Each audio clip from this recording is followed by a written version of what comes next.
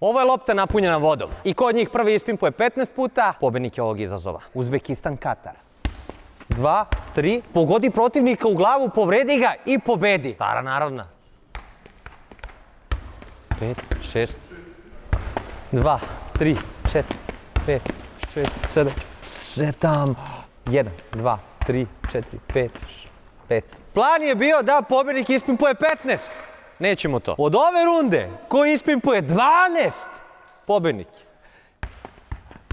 4, 5, 6, 7, 8, 9, 10 i sad malo. Zaviste ispimpuo 12.